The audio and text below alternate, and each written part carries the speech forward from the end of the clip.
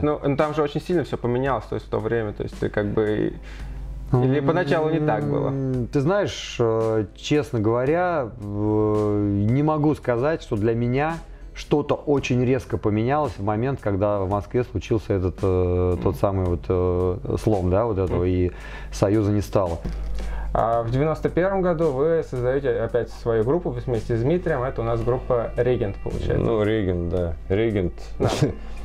То есть, тут такой вопрос, так как 91-й, это уже начинается 90-е, то есть уже были отличия, так сказать, от того, что 80-е, 90-е, как полегче стало заниматься рок-музыкой или посложнее, наоборот? Да, по-моему, я не заметил разницы, на самом деле.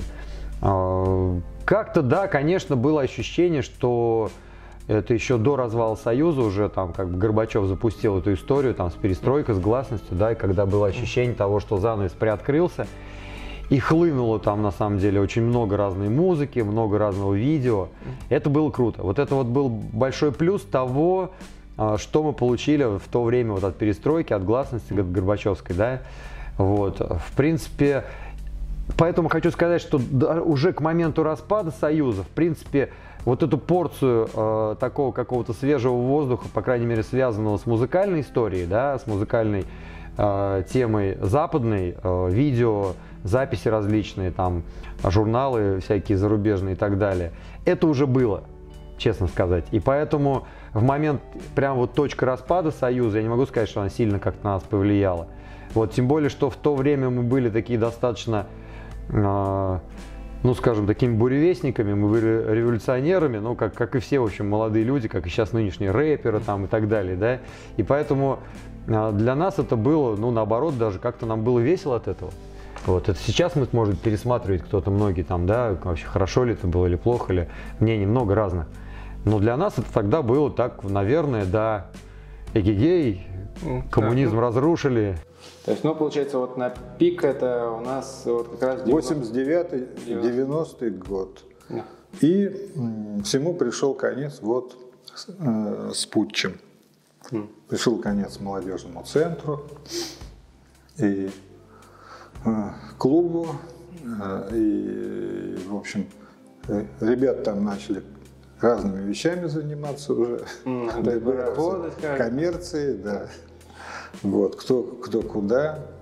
Ну и клуб потихоньку разошелся. Ну, конечно, нет. Но самое главное место. Не стало места, где мы могли... А МЦ уже было не то, да? То есть просто... А что, в МЦ ничего не было? Это Акбарсбанк стал. А, то есть после 90-го года он сразу стал Акбарсом? Он стал после путча. Кстати, в ДК «Строитель» еще был, потом же рок-клуб. Вспомнил я, вот здесь на Советской площади. А, он сюда переехал, да? Несколько концертов было тоже, кстати. А в каком году он сюда переехал? Не помню. Ну, это в 90-е были или в 2000-е? В 90-е.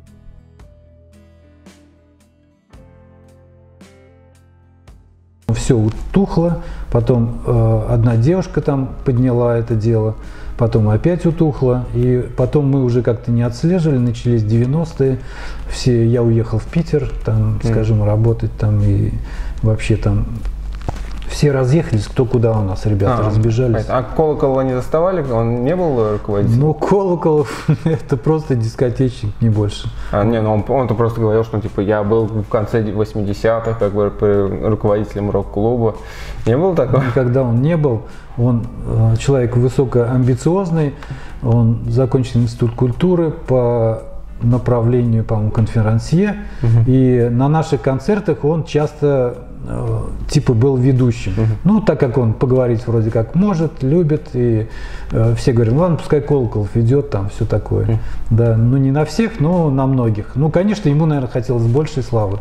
Он вроде как бы с рокерами тут поближе стал. На самом деле мы с ним познакомились первый раз в ДК «Строителей». Он там дискотеки вел, что-то там и так далее. Ну, не больше был. Да, ну, его, по-моему, самые известные, так сказать, деяниями на ниве рок-музыки, он же сам не рок-музыкант, но как организатор, это был фестиваль «Рок против пьянства», что-то такое. Но он, наверное, хотел быть таким, может быть, рокером и функционером, и организатором, но как сказать, ну не знаю, насколько в душе, но мы его воспринимали чисто как вот как ведущего. Попсовый человек, но не рокер точно. В цепях он не ходил там, да, он такой был маленький мальчик, мне кажется. Ну не знаю, я его хорошо, близко просто не мог знать и особо и не старался там как-то. Весной 89-го, где-то, по-моему, в мае, был концерт тоже Колоколов. Я его организовал, назвал типа, все это рок-фестивалем, ну так помпезно. И под лозунгом, значит, рок против пьянства. Я как не мог на этом не отыграться, то есть я посвятил этому разворот молодежи Татарстана, и вот я по Колоколу прошелся, но вот просто вот, но я не мог удержаться. Причем тогда еще приезжал Задерий, Натя, и он же, ну, как бы образец просто пьянства, и он был хедлайнером фестиваля «Рок против пьянства». И после фестиваля мы, значит, поехали в молодежный центр и устроили там просто жуткую пьянку. Колоколов очень обиделся и подал меня в суд.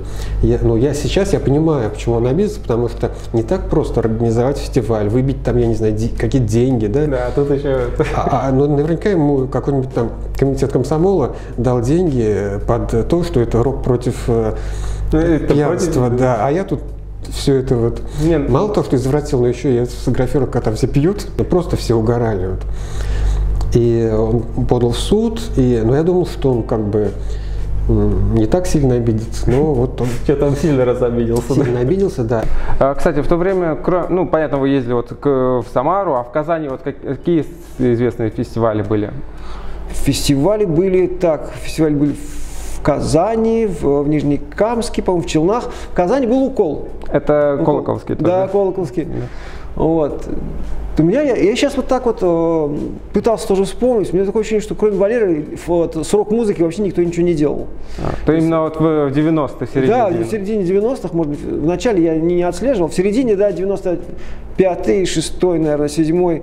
Эй, мужики, бедолаги, серые сермяги, хватай девок на баб, погоди, кто в пляске не слаб.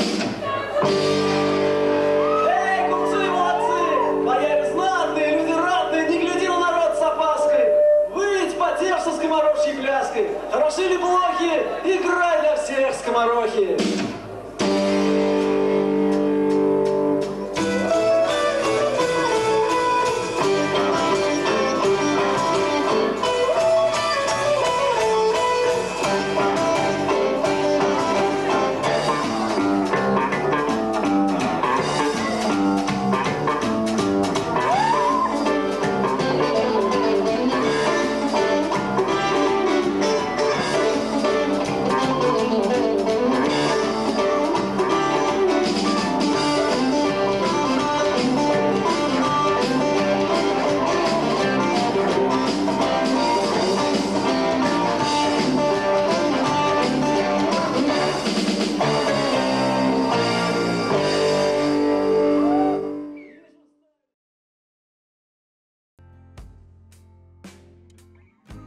А вообще, кстати, в Казани вот в то время, где могли вот выступать как раз-таки рок-клубы?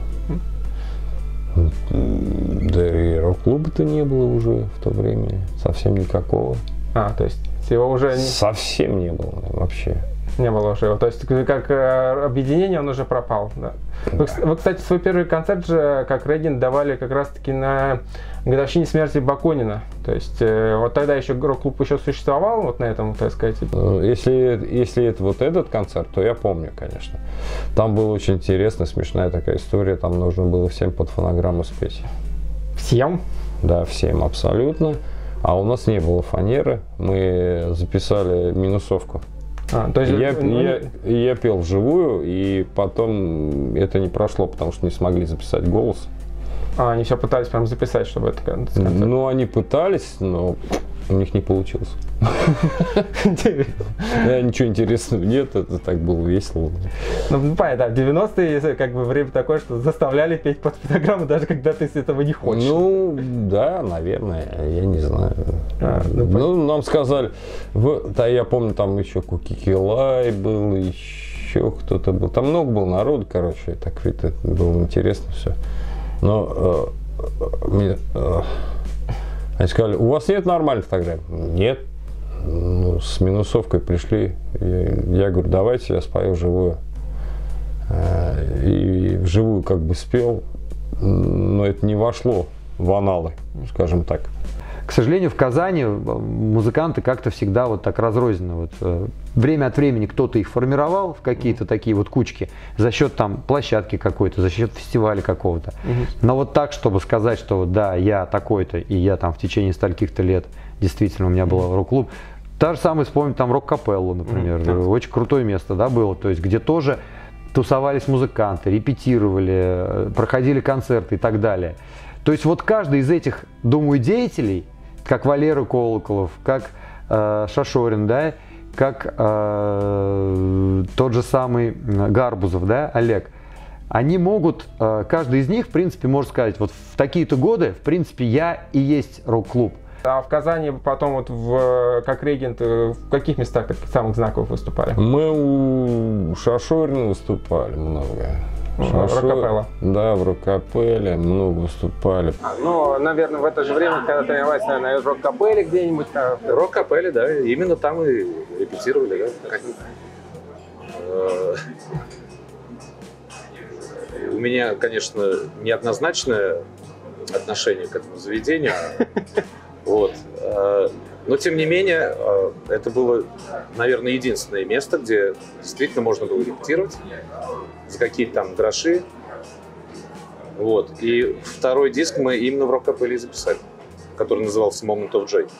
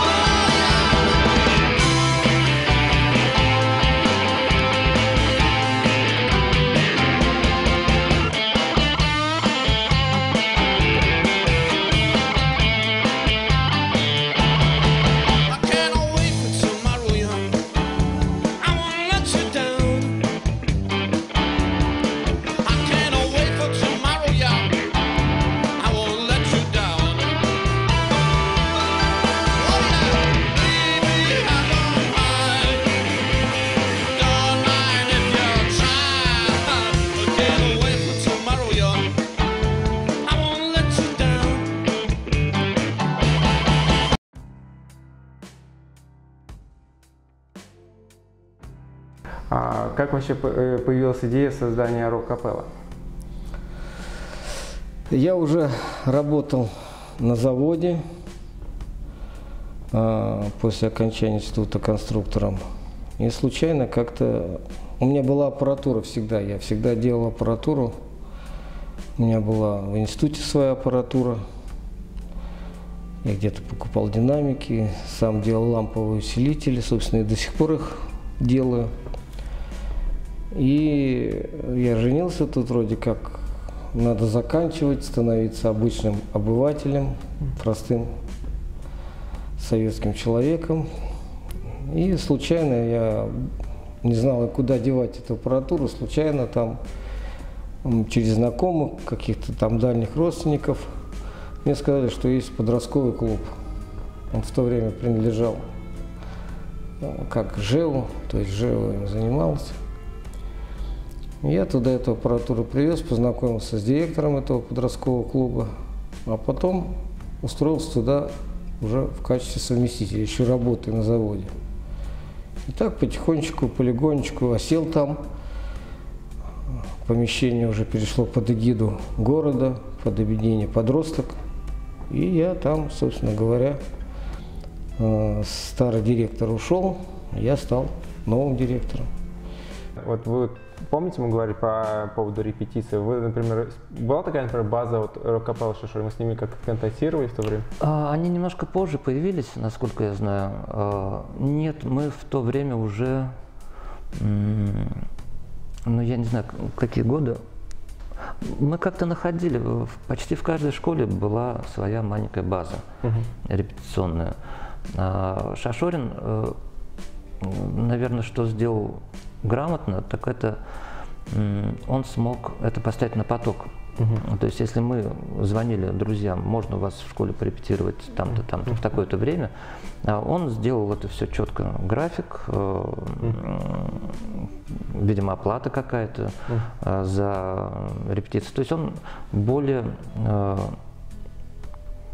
Системно. Ну да, превратил это в какую-то уже такую систему, которая работала. Да. Вот. А мы уже в этом не нуждались.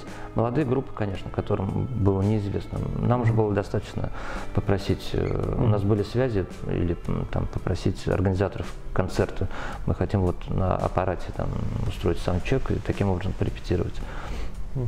Вот. А Валера, он как так, я не помню, что мы у него когда-либо репетировали, потому что не было в этом надобности. Вот. Он все-таки больше это делал для молодых групп, вот, начинающих, помогал.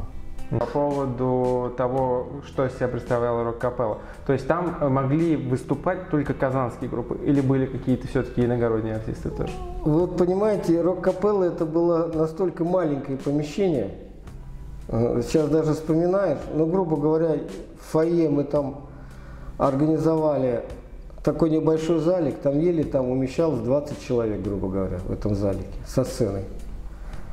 Одну большую комнату я разделил на две, у нас получилось, грубо говоря, в целом 4 репетиционных комнаты. Вот, естественно, там за перегородкой у кого-то орало, постоянно текла крыша. Всяко было, но мы не общались с иногородними постоянно. Когда я стал проводить концерты, вот тогда уже от тех репетирующих, которые занимались там, стали поступать предложения, давайте мы там позовем там кого-то там из Чистополя, кого-то там, ну вплоть там до Челнов были ребята, из Ульяновска были, по-моему, ребята. Ну, собственно говоря, не надо было никаких нагрузок.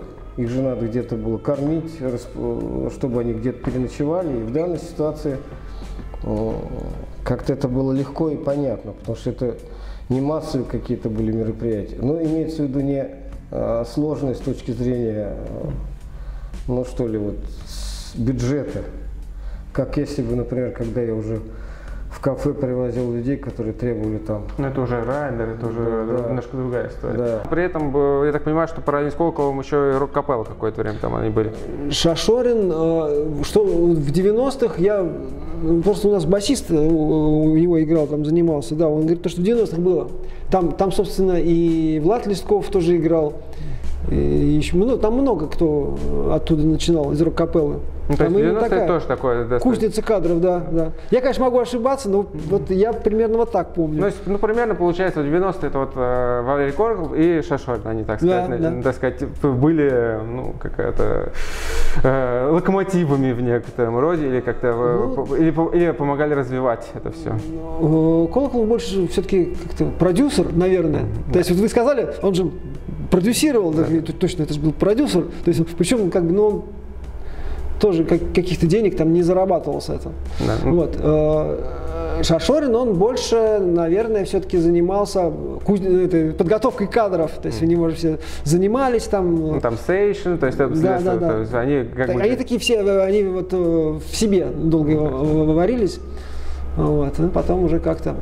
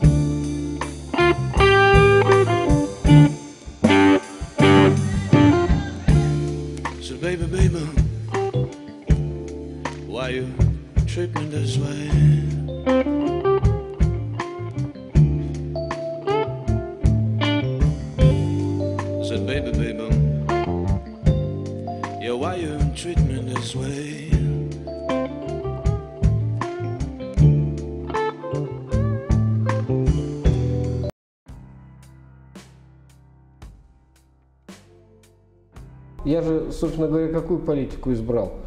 То есть, грубо говоря, у нас были так называемые арт-салоны в рок-капелле. То есть наши концерты проходили под названием «Арт-салон».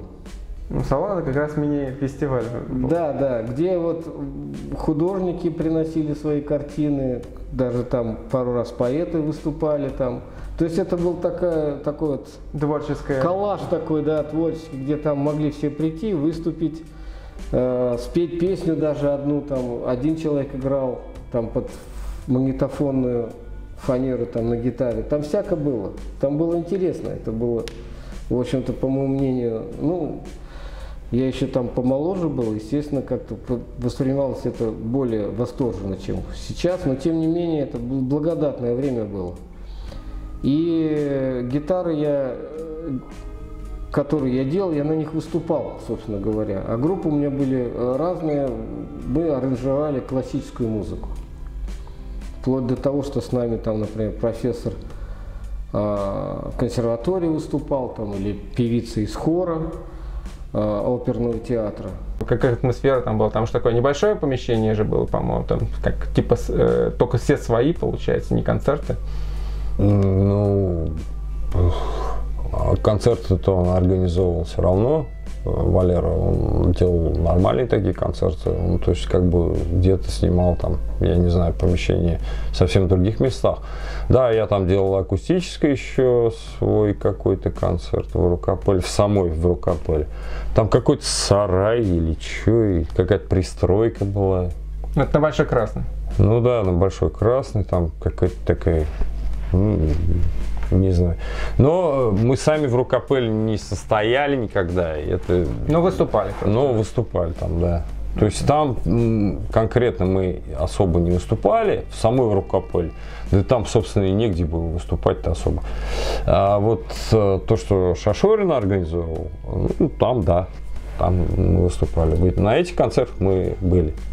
Ну просто там это как уже в арт-салонах его выступали? Вот именно арт-салон, по-моему, да, кстати, арт-салон назывался. Нет, арт-салон потом назывался, просто когда он там с художниками выступал, когда там картины там делал, показы. Насчет картин не помню, но, по-моему, арт-салон назывался любой его из концертов. Да. А любой из концертов назывался арт-салон, да? Да. По-моему, так. А потом он из-за этого стал называть свою следующую точку как раз-таки арт-салоном, да? Наверное. Ну и выступали в рок-капелле, получается, у него, да? В рок-капелле не выступали. Она просто искали. Рок-капелла вывозила тогда концерты. У нее не было концертной площадки. У него было много-много помещений, в которых занимались группы. Просто сцены у него не было тогда. Он, видимо, выступал, вернее, арендовал где-то помещение и там делал концерты. Да, но у него концерты назывались арт-салоны, по-моему, да? То есть как... Рок-капелла. Арт-салон это появился позже. Не, ну на объединение это да, он переименовал, но просто сами концерты не сейшены называли, но еще вот рок-капелла. У него называлось «Рок-капелла представляет музыка, булочки, сок».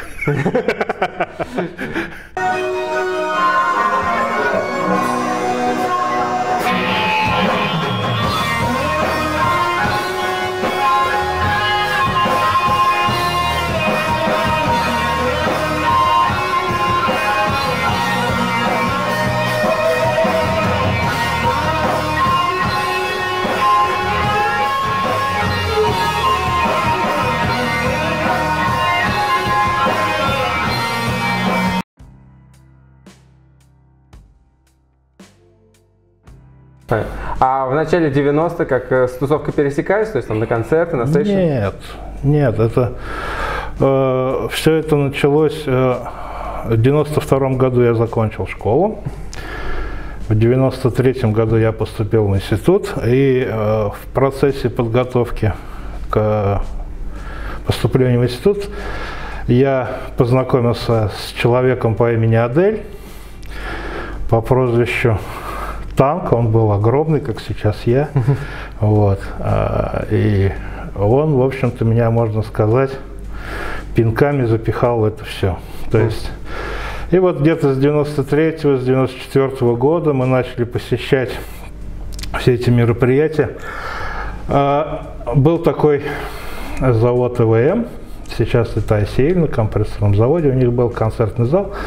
Я очень хорошо помню, что там проводились мероприятия, и на этих мероприятиях можно было услышать группы, исполняющие тяжелую музыку.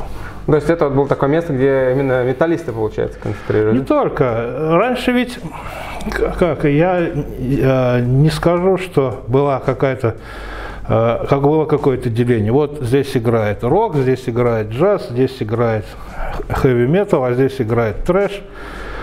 Все было в одном. Ну, все вместе собирались, да? На одной сцене можно было услышать группу Кукикилай. Даже вот сейчас страшно произносить. Там же тоже группу Панихида, тоже представители какого-то панка, группа Ив там, или. Ну вот как бы вот все вот эти группы смешивали в одно. И, соответственно, люди приходили разные. И все это вот была такая одна большая кишащая тусовка. Это все так или иначе называлось роком. И кантри, и рок, ну, в общем, у нас такой хард-рок был, не металл, а хард-рок. Вот. А там в основном люди вот занимались, знаете, такими вещами, вот как-то, ну, так образно выразим, может быть, я тоже в терминологии буду путаться, кто-то меня там поправит, посмеется, но это такой металл. То есть в разном виде. Нет, даже не хэви-рок, а что-то такое посерьезнее, то есть быстрая музыка, какие-то сложные барабаны. Но в основном как бы западные тяжелые группы, которые там играли жесткую такую с рыком музыку, где требовалось действительно достаточно серьезное владение инструментом, гитарное особенно. Барабанщики, очень сложная музыка, там 2 педали, очень ритмично все, очень быстро. Когда вот появился металл, он же особо еще выделился среди остальных рок-течений тем, что у него свои атрибуты очень такие яркие появились, свой, так сказать, шрифт, свои выделения. Ну, вот вы сейчас даже, можно сказать, футболочки, да, то есть металл как-то начал выделять себя, ну, графически, что ли, можно так сказать. То есть даже я видел там какие-то свои, алфавит, можно сказать так, ну, то есть текст по-своему писали, там буква А перевернутая, что-то такое. Я как-то уже упоминал в беседе с кем-то, что был период, это точно скажу, 97, 96, 97, 98, когда, видимо, когда челноки начали выходить на рынок горбушки, там закупаться тряпками, они, наверное, обратили внимание, что спросом пользуются вот эти вещи, вот эти вещи, и начали все это дело перетаскивать сюда. И смотришь, там бабка где-то на барахолке торгует майками Металлика, Сепультура. Или женщина в норковой шубе и в шапке с надписью «Decide» на лбу. То есть, как бы вот мерч вот он попал так. А до этого существует даже определенная группа людей, которые носят мерч, но не слушают металл. Вот. А вас интересует, что мы тогда... Ну, просто там я видел такие интересные истории, что народ сам как-то подпольно печатал эти какие-то эти футболки, потом... Нашивки рисовали, футболки делали, но проще было поехать в Москву и где-то там купить. То есть мы уже как бы догоняли Москву.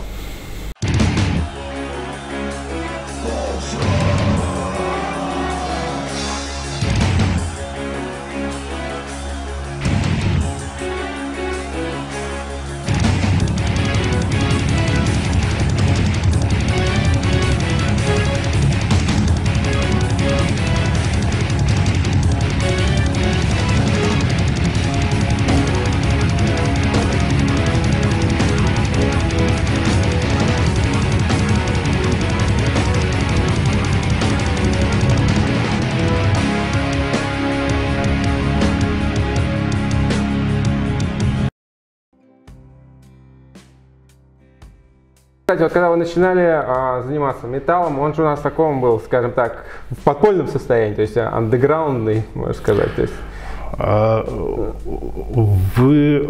как сами считаете, вот сейчас музыка в Казани, она в каком состоянии? Ну, сейчас вся музыка в Казани, по-моему, после 2020 года очень много кто ушел, так сказать, не на открытые сцены. Я думаю, что она никогда и не выходила на открытые сцены. Казанская музыка на открытые сцены выходила в случае с группой «Ангелы и демоны». Это 91-й, 92-й, 94-й годы. В начале где-то в 90-х проходил такой фестиваль, по-моему, назывался «Монстр Татарстана». Вот, был такой фестиваль. На этом фестивале я тогда еще впервые услышал такие группы, как 7Б, казанский вариант 7Б, те наши старые добрые, вот, «Ангелы и демоны», вот, которые потом очень мощно стартанули, записались на компании Sensi Records у Стаса Намина, там и гастролировали с группой Парк Горького, то есть там вообще целая история, как бы, это, ну, для меня это одни из самых удачно сформировавшихся коллективов, да, в то время. «Ангелы и демоны», они же к металлу тоже близкая музыка? Да, да. То есть у них даже винил был. Да, как там, Melting Ice, что ли, что-то такое. Не вспомнил, как называется полностью пластинка. Но у них, да, такой серьезный, кстати, уровень был. Они же там на стадионы, по-моему, даже в какой-то момент выходили. Братья Желдяковы, Леша, кстати, который старший брат, он же до меня играл в «Ангелах и демонах», тогда только это называлась группа «Братья». И как бы с этого начались «Ангелы и демоны», с группы «Братья». И Леша играл на бас-гитаре, вот, а потом он ушел, не знаю, не помню по каким причинам. И ребята позвали меня, и потом уже мы называли себя «Ангелы и демоны». Это Кеша, кстати, придумал, по-моему. А может, Витя, не помню. Так, и вот после путча у вас самый известный, по-моему, такой концертный тур, это был у нас Harley Davidson тур. Да, да. У нас же еще был контракт. У нас еще был контракт с продюсером, каким-то известным американским, который каким-то образом с Guns N' Roses и с кем-то еще работал. AC/DC, кажется. Может быть, да. И вот я не помню, до тура или после, может быть. Буковский как? Не помню фамилию, у меня этот контракт, кстати, потерялся. Вот, и да, подписали этот контракт, может быть, поэтому со Стасом Наминым у нас как-то не сложилось, я уже не помню. И был тур, да, прям Харли Дэвидсон. Да, и нас просто фантастически принимали. Там под дождем народу море было. А где, прям на площади выступали или? Какой-то, да, какой-то был такой, как Зеленого театра, типа, что ли. А это прям стадионный тур был, да? Или нет? Стадионный, да. В Минске был огромный стадион. То есть это, ну, потому что Олимпийский, а в Питере, кстати, какая площадка была? В Питере перед гостиным двором на открытой площадке такой, там есть большой, как бы, площадь такая, на ней поставили сцену. И прямо там выступали. Ну, то есть, получается, ну, многотысячные прям, то есть, ну, сколько... Ну да, не помню, правда, насколько там было много народу, ну, прилично было. Но вот почему-то в Прибалтике прям дофига было народу.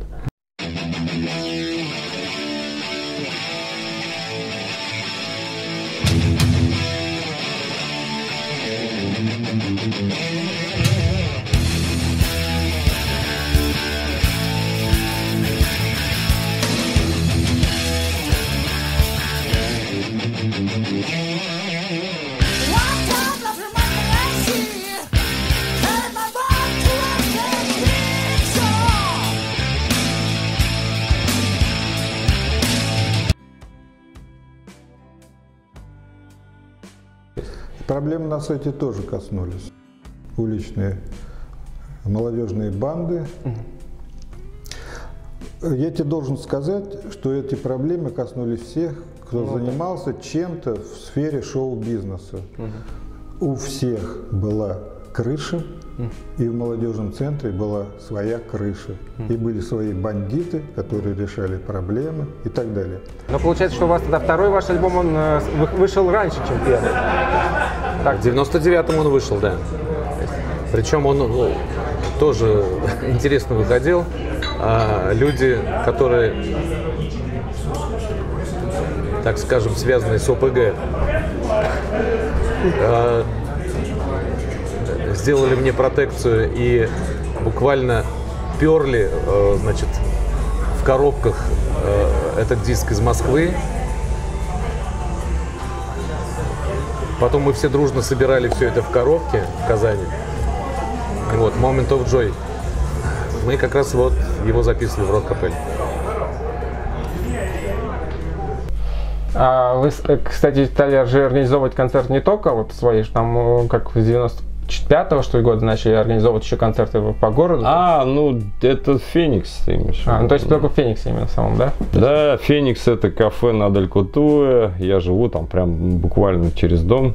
Или нет, не через дом, а прям в следующем доме, по сути. Да, мы приходили там с местными гопниками, общались, и местные гопники меня, в общем-то, уважали. И как-то мы с ними договорились, я говорю, давайте попробуем здесь сделать что-нибудь такое, типа того. Но там было там было вообще кураж полный, там реально, там тут ларек, это вот как эти 90-е любимые ларьки. Но это же Дель-Кутуэ 8, это КРП же где потом было? Ну, потом, да. И потом там сделали, 90-е, правильно, там все продали, перепродали 18 раз, короче, и был такой кафе «Феникс», там одна гопота собирался, а потом это все заглохло, им надо было как-то развиваться немножко хотя бы, и вот мы тут подвалили, пришли, давайте сделаем здесь какое-нибудь рок-кафе. Где мы увидели эту тему? Я даже не помню сейчас. Мы просто ее услышали, увидели. Это был первый рок-кафе, на самом деле, в городе. Кстати, как сам район, то есть музыкантам там нормально было выступать, потом оттуда добираться? Не знаю. Там были терки по поводу, помню, что-то с одеждой какие-то проблемы были. Там кто-то одежду оставил, кто-то у кого-то что-то украл. Район гопнический. Дель-Кутуэ. Так что сложности возникали, да, правда. Потом там действительно разбирались, что-то, как-то разобрались, наверное, я не знаю. Мы-то, за все отвечать тоже не могли, правда.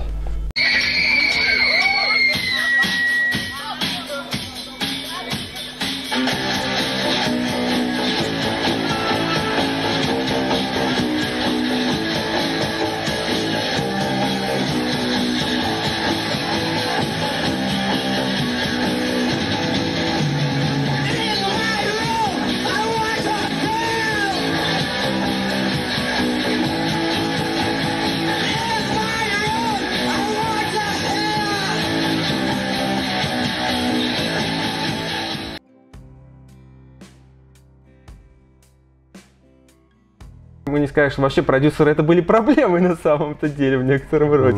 Потому что людям, кто потом шел на эти контракты, потом приходилось, в общем-то, уже из этого рабства никогда не выходить. Особенно те коллективы, которые попали в лапы продюсеров в 90-е, когда это все делалось как и должно было делаться в пресловутые 90-е, да, то есть там подписывались такие кабальные контракты у многих коллективов, что ребята потом долго отделывались от продюсеров. Там, даже очень известные коллективы, про которые я уже сегодня говорил, очень долго уходили из-под гнета продюсерского. У кого-то, может быть, повезло, что там срок был прописан в договоре, а кого-то не было. Да, практически ни у кого в те годы не было прописано. Еще такой вопрос. Вот в 90-е годы, когда вы записали свою первую пластинку, потому что время было такое, их как распространяли на рынках, то есть как в кассетах, получается? Тот, который я записал в Москве в Ленкоме, во-первых, я его записал, мой продюсер оказался наркоманом, я забрал болванку и сбежал в Казань.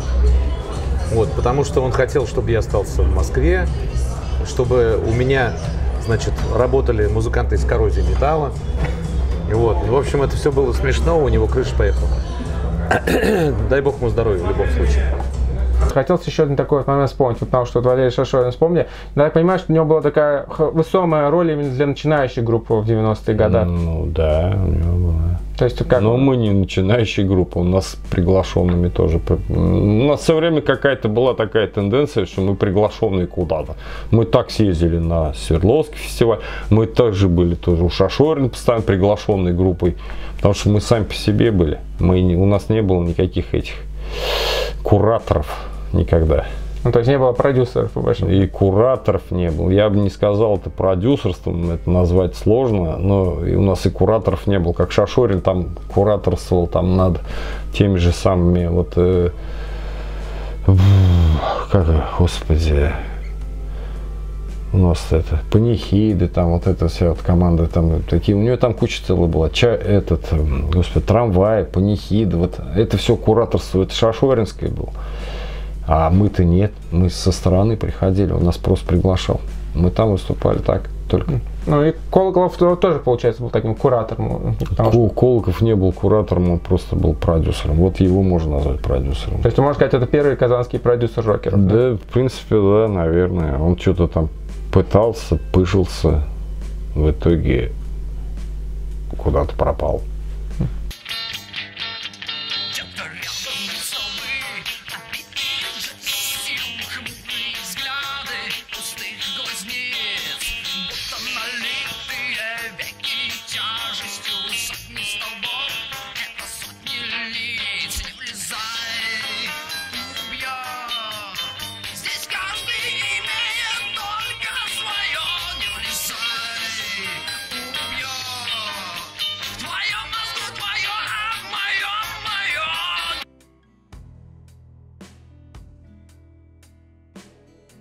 И вот второй такой еще вариант продвижения вот тоже во второй половине 90-х, в начале 2000-х был, это пиратство. То есть это же у нас получается как кассета, которая ушла, грубо говоря, в народ, но сам музыкант никогда с ней не мог даже не прикоснуться. Да, это всегда было. То есть если западная индустрия, она была заточена уже с давних времен и на то, чтобы музыкант зарабатывал в том числе и на продаже дисков, кассет тех же самых и винила. Вот. В нашей стране на выпуске вот той самой продукции, кассеты, диски и пластинки, никогда никто не зарабатывал. Вот. Опять же, может быть, какие-то заработки небольшие были у тех, кто работал с филармонией, с госконцертом, то есть выпускался официально на студии «Мелодия». Вот. Какие-то, может быть, заработки были там, но это были серьезные там эстрадные артисты в Москве, у которых там контракты с той же самой «Мелодией» и с филармониями, там, да, со всякими государственными были. Вот такие контракты. А обычные коллективы, да, то есть говорить о том, что ты мог зарабатывать на продаже кассет, конечно, нет. Просто время такое еще было в 90-е, что очень часто кассеты множились даже без согласия автора, то есть чтобы пиратство было. Дело в том, что я тогда сотрудничал с компанией Акбарс, вот, Акбарс Медиа, наверное, скорее, вот, и у нас были смежные авторские права, они мне предложили выпустить 1000 экземпляров. Вот. А сколько они выпустят для себя, для продажи, это уже... Вот. И они в своих магазинах, я помню, в «Детском мире» продавался мой диск, там еще где-то, там. Не, ну я еще хотел, так сказать, про эту историю поговорить, о том, что вы как бы были в этом плане, ну, можно сказать, даже новаторами, потому что, ну, понятно, что там, например, пираты сами делали какие-то, так сказать, записи, какие-то альбомы, которые они сами выбирали. А вы вроде как это даже немножко подстегнули со своей стороны. Да, мы были не против. Мы всегда были не против, потому что мы в свое время поняли, что это приносит свои плоды. То есть бороться с огромной системой на нашем уровне и пытаться кому-то доказать, что надо зарабатывать на продаже альбомов, мы не могли. А нам нужно было действовать здесь и сейчас, в данный момент нам нужно было жить, мы должны были заниматься музыкой и должны были на этом зарабатывать. Это потому что как бы мы шли к своему счастью. Что такое счастье для музыканта? Это заниматься музыкой, чтобы тебе никто не мешал и еще на этом зарабатывать. Вот, поэтому мы семимильными шагами шли в этом направлении и в какой-то момент поняли, что подстегнуть пиратов даже, наверное, в какой-то степени для нас будет выгодно, что потом, собственно, и дало свои плоды в плане концертной деятельности. Вот. Это, знаете, история, через которую еще прошли такие группы, как «Ласковый май», «Сектор газа» там, и же с ними. Вот. Когда, например, директор группы «Сектор газа» просто кассеты, насколько я знаю, ездили на гастроли, и он заносил просто пачками кассеты в города большие, в крупные города, куда они приезжали. Просто вот эти вот ларьки, которые стояли вот на рынках, на вокзалах, да, вот откуда звучала музыка, где продавались вот кассетки, да. Он просто приносил, говорил: ребят, вот послушайте, понравится, все, пожалуйста, распространяйте. То есть ни денег, ничего не надо. Ну, брал человек, тот самый пират, да, вставил, о, прикольно. Поставил в свой мутюгальник, люди начали покупать. Таким образом стала популярна группа «Сектор газа». Ну, кстати, в то время даже, по-моему, говорили, что ты стал по-настоящему популярным, если тебя слушают на рынках. Да, то есть слушают на рынках, это и означает то, что звучит из динамика вот в том самом ларьке аудиозаписи. Пусть волосы растут, а сады пускай цветут, ты их не режь.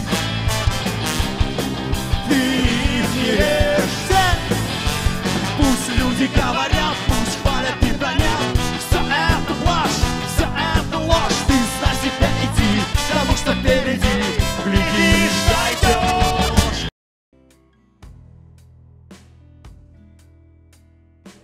дойдешь. Заработок был в основном на концертной деятельности, на гастрольной деятельности. Собственно, как и долгое время у нас, у артистов, у всех России, да и до сих пор.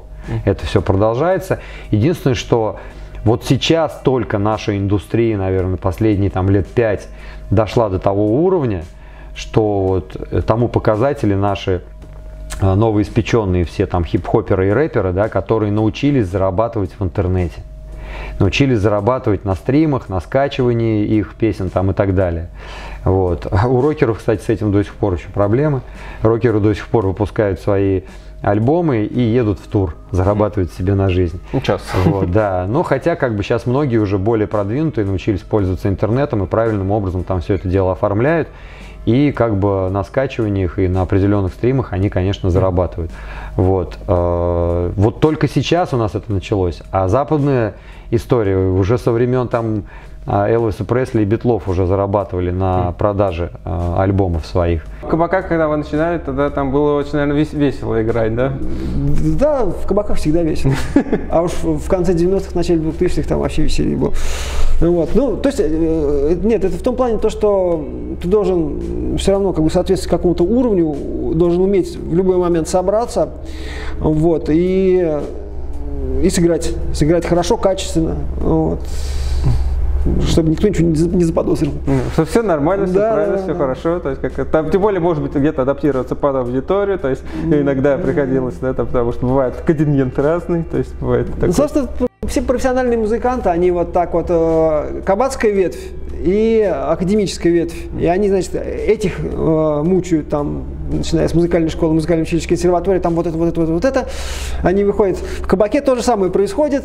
Какие-то, значит, стандарты, им надо соответствовать. Вот, все. Значит, ты должен собрать, должен сыграть вот это. Не сыграл, извини, брат, мы позовем другого, все, вылетаешь. То есть, и они смыкаются где-то уже там наверху, вот, и начинает такой обмен интересный.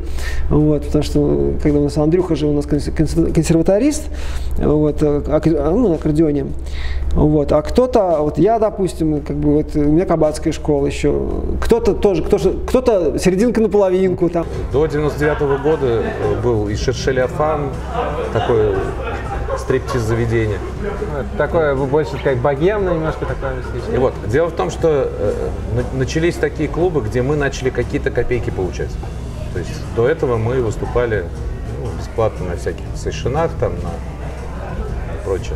Ну, там, наверное... 97-й, 98-й, это все вот какие-то были, так скажем, концерты, которые давали нам какой-то статус будущий. Вот. После чего нас стали приглашать уже за деньги. Лучше. Ну, это мое мнение, я как бы его придерживаюсь и до сих пор от него не отступаю.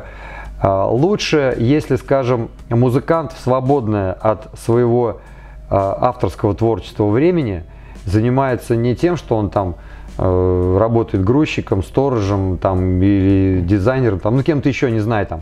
Дизайнер это все-таки хорошо, это около творческая работа, да, но не очень хорошо, когда творческий человек, который хочет связать свою, там, условно говоря, жизнь со сценой, да, там, с рок-н-роллом занимается параллельно. Я понимаю, что все через это прошли. И Цой тоже работал в кочегарке там, и так далее. И иногда для рок-музыканта это даже такая подпиточка для имиджа, возможно, да. Но в целом, вот говоря с точки зрения уже современного языка и современной индустрии, лучше, чтобы свободное время от авторского творчества музыкант также проводил на сцене, пусть он проводит на сцене с каверами, но это все равно практика сцены, практика музицирования, практика репетиций. Для музыканта это лучше.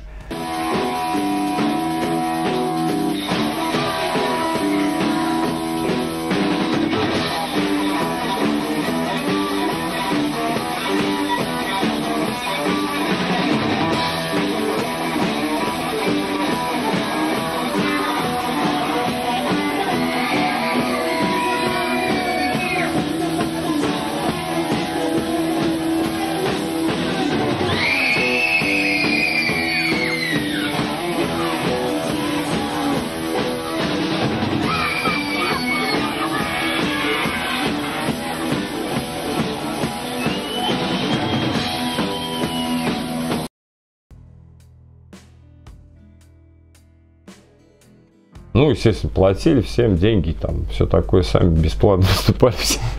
Да, там еще нам бонус, правда, давали местные киоскеры. То, что там, значит, было куплено сколько-то билетов, им что-то там заплатили туда-сюда за аренду. По-моему, ну, киоскеры нам оставляли ящик просто пива баночного, вот так вот.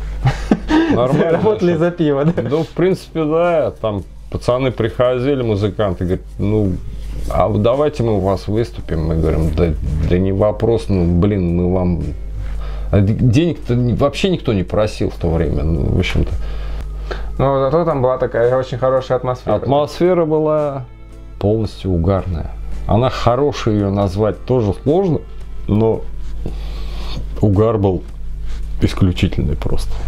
Ну, все-таки это как, это не стейшн же был уже, это был концерт именно, который уже, так сказать... Нет, это был, ну, сейшн, а как ты вот различаешь сейшн, концерт? Ну, все сейшнами называли в то время. То есть все было сейшн, да? Да, там сейшн, это круто, звучит-то хорошо же, круче, чем просто концерт. А, типа концерт официозный. Да, это слишком так как-то непонятно никому. Это концерт, это филармония, может быть, там, да, у нас-то какой? У нас сейшн, что там?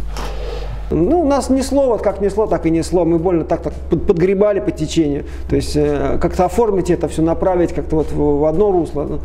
Но у нас не было такой задачи. Я говорю, это время, оно благословенное, и оно хорошо тем, что мы играли музыку ради музыки. Мы вообще не заморачивались. То есть как это будет продаваться, сколько это будет стоить, там, куда надо отдать, какому продюсеру, там, с какими лейблами можно сотрудничать, с какими нельзя. Нам все было фиолетово. То есть мы просто, нам нравилось играть, петь, мы играли, пели. Вот. И потом уже в 2001 году я закончил институт в 93-м и работал в санэпидемстанции, вот, санврачом. В 2000 году я это все дело оставил, ушел играть. То есть, можно сказать, что с 93 по 2001 вы совмещали я работу на станции скорой помощи, санэпидстанции, и при этом еще играли то есть музыку в таком серьезном, на самом деле, уровне, потому что у вас тут, как в 95 году, у вас на телевидении, там, а по большому счету выше уровня, наверное, в 90-е годы не было. Ну, уровень выше телевидения. Ну да, на тот момент, да, телевидение это была такая планка такая. Вот. Как-то даже, я не помню, честно, мы были на каком-то сейшне казанском, вот, играли тоже что-то какие-то сложные вещи, такие, что-то я там на гитаре играл, там дым, короче, от грифа. И, уходим со сцены. Вот. У меня еще дочка родилась. Значит, я такой невыспанный, у меня глаза вот такие, как у китайцев, уже еле-еле открываются. Вот, со сцены сошел, сразу устал, навалился. Подбегает несколько теток таких бодрых. Так, медвежий угол. Так, у нас, значит, через 3 дня будет съемка. Песня России, вы участвуете? Какая песня России? Чего? Так, короче, вам потом расскажут. Вот этот человек вам расскажет. Короче, так, голову надо будет помыть. Там все. Я такой, ну ладно, хорошо. Вот, и пошли мы туда, записали фотограмму, минусовку. То есть, там были, укупник там был, потом кто там, Синчукова была, по-моему, была группа «Дюна». То есть, ну вот как бы такой уровень, гости, вот, и мы, значит, там. Да, и вас, кстати, по-моему, представляли тогда не как Казань, а как Юдина. Как Юдина, да. Ну, как бы мне это, меня это не поломало бы, Юдина, в принципе. Я Казань очень люблю, всегда всем об этом говорю, во всех городах, во всех там местах земли, куда меня забрасывает жизнь. На лужайке лунной в росе купаться.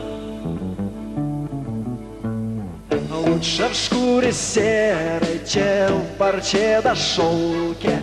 Лучше в вашу веру обращусь я, волки. На лужайке ночью выкупаюсь в росах. Лучше доля волчья, чем с ума да посох. Мне кафтаном новым станет мех звериной, ветви будут кровом травым хибриной. Слыша мой далекий на ночных дорогах, путник одинок и в раз помянет Бога.